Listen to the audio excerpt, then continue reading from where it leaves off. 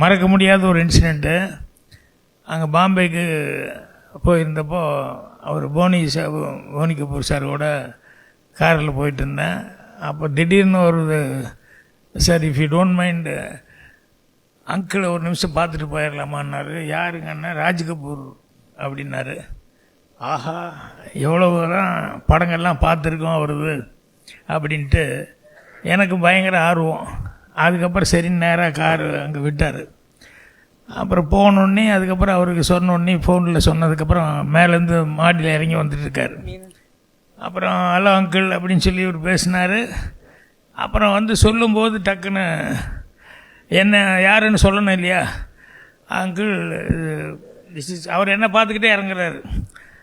பாக்யராஜ் அப்படின்னு சொல்ல ஆரம்பிக்கும் போது உடனே அவர் Raj Kapoor sir darling darling darling அப்படின்னார். எனக்கு பயங்கர ஷாக்காக இருந்தது. ஏன்னா இங்கெங்கேயோ நம்ம படம் எடுத்துகிட்டு இருக்கிறோம்.